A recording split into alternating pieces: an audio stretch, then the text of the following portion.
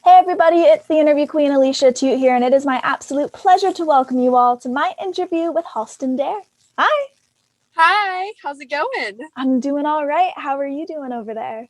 I'm doing pretty well. I'm so glad the snowstorm is gone. We finally have like the most beautiful weather. I don't know why. I don't know how. It's 81 degrees outside and it's Mhm. sunny and I don't have to deal with snow and no hot water and no electricity. Right. I mean, I know we were supposed to do this interview about a week ago, and then of course you guys got hit with all the snow. So how out of nowhere was that for you, and just kind of adapting to it when you're so not used to it? Yeah, it was actually really crazy. I am used to it because I used to live in Nashville. We would get snow there all the time, but um here in Texas, my family's not used to it. And it was really crazy because we didn't it didn't really affect us. Like I was having the greatest time being able to put my phone away and not have any service and electricity and just like hang out with Right. my boyfriend and my friends.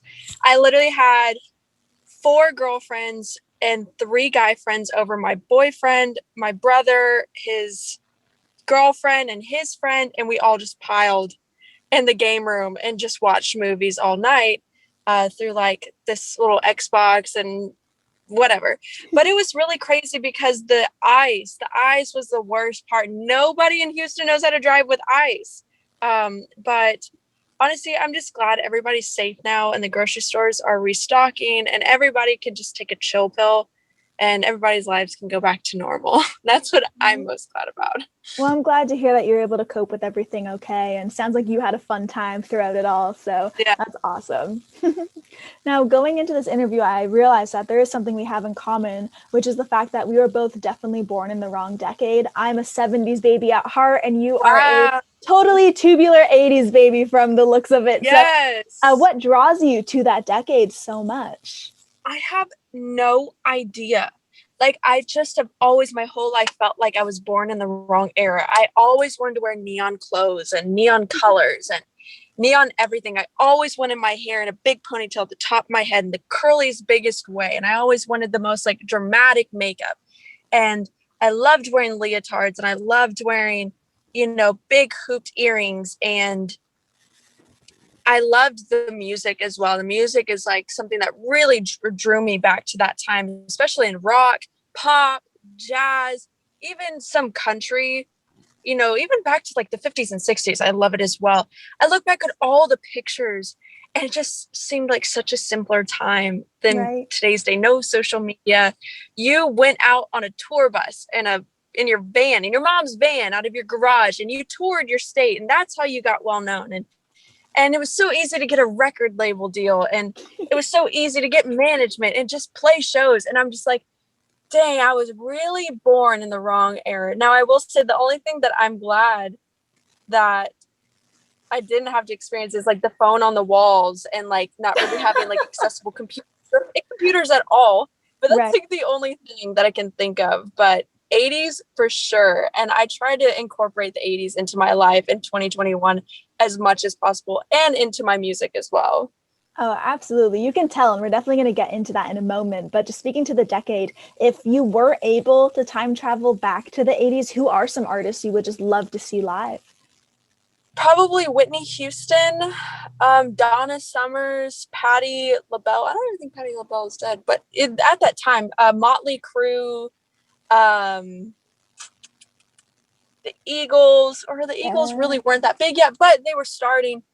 Um, but definitely, like I will say, I wish I could have experienced an Elvis Presley or the Beatles concert. Oh my Like the gosh, me Beatles when too. the Beatles were the Beatles, or Elvis Presley when Elvis Presley was Elvis Presley. Like that would be a dream come true. Like, and I know it's never going to happen. Maybe Right. when I go to heaven, I'll be able to request it. Well, when it comes to your music, your new song Pinnacle is officially out for the world to enjoy. And there are some mega throwback vibes on this track, and your look for the photo shoot was so on point. So, just speaking to what you just mentioned a couple minutes ago, how you really just love looking that way, how fun was it for you dressing up and channeling your inner jazzercise queen? Because it looked like you just had a blast. I did. It was so much fun. And like, of course, every day I try to incorporate some type of 80s into my life, but I never got to do it to that extent. And with the help of my team and Dead Horse, they just totally helped create this cool set. And the ideas and the creativity behind the whole set, we spent weeks and months on. And I spent days trying to find the perfect 80s exercise outfit and just the hair. I had woken up at like 6 a.m. that morning, did hair and makeup and driving around and getting Chick-fil-A before the shoot. And it was so insane. Like I really felt like I had brought the 80s to 2021. That's And it was awesome. just so cool. And I feel like it complements the song as well. And it's probably by far one of the favorite shoots I've ever done.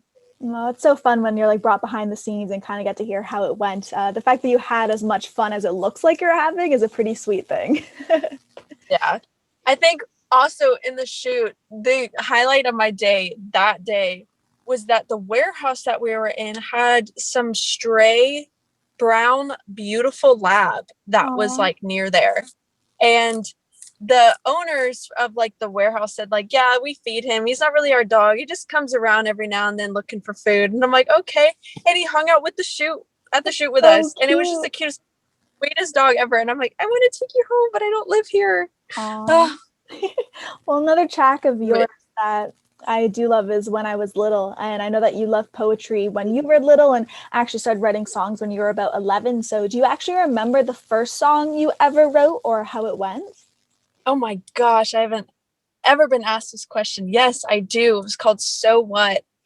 And it was like at the time I thought I was such a badass. I thought I was like creating a banger and a hit. It's my first writing session. I look back on it and I'm like, oh no. But yeah, it was called So What? And I love writing poetry, and some of my songs I love having metaphors and digging deep and talking about the things that are really hard for people to talk about. Some things that are hard for me. Actually, I take that back. Things are really not hard for me to talk about. I'm a very transparent, open person. The things that might be hard for somebody else, that's what I love to put in my music as well, as things that are relatable and that people go through that they might not want to talk about. And like whenever I was little, my song, it talks about how when I was younger, I thought when I grew up I was going to be so successful and rich and so beyond famous by the time I was like 15. And I thought like I was never going to let a guy break my heart. I thought I was never going to go through drama, never going to have fights with my parents. And like, if anything, all of those are like checked off or not checked off. Right. And talks about the realities of growing up and having depression, having anxiety, having issues and baggage, and you know all the common things that most and all people go through. And So What is actually kind of like that. It was like, so what? I can't even remember what it's about, but it just says so what? Like, I don't want to be a victim of anybody's problems. Right. And I was writing that at like 11 and 12. I don't know why, but I just remember writing when I was younger, and it just kept getting better every single year. And this last year, about the last 2 years, it has developed so much in a way that it is never seen before by me. That's amazing just to kind of see how far you've come from So What and just what's been able to manifest since then. Yeah. Of course, we do know you for your music, but you are also a lover of chocolate covered strawberries and tea. So, what is your favorite tea flavor? Tea flavor. I have now recently switched over to apple cider, but my favorite tea flavor is jasmine tea. Okay.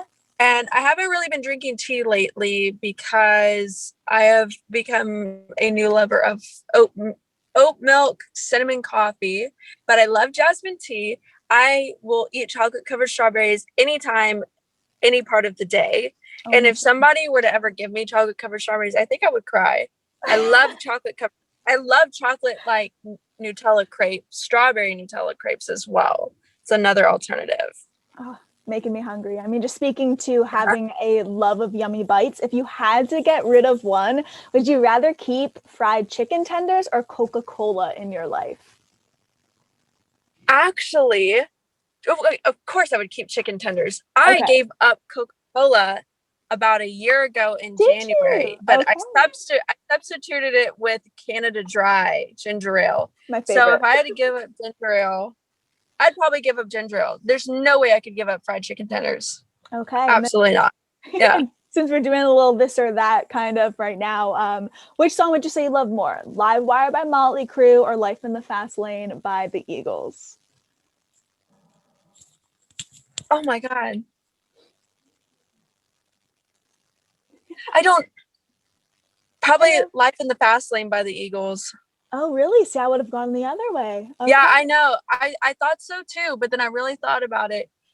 Driving in my car with the windows down and the wind blowing, it's 81 degrees outside and it's sunny. I think I would rather listen to the Eagles. Okay, and then for the last one to kind of just tie the knot on the interview, which movie to you could you watch over and over? The Great Gatsby or The Conjuring?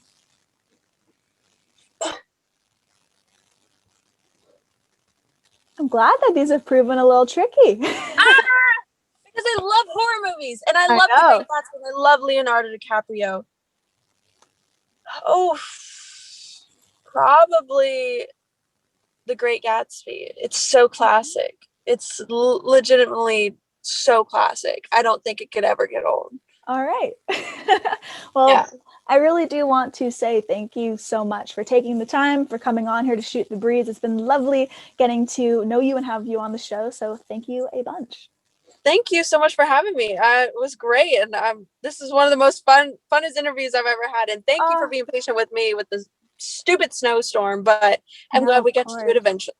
Absolutely. We got it done. I'm so happy to hear you enjoyed it. Thank you for the kind words. And to everyone watching, this has been the lovely Halston Dare. Be sure to check out aliciatout.com for more exclusive interviews and features. And we will see you all next time. Bye, everyone. Bye.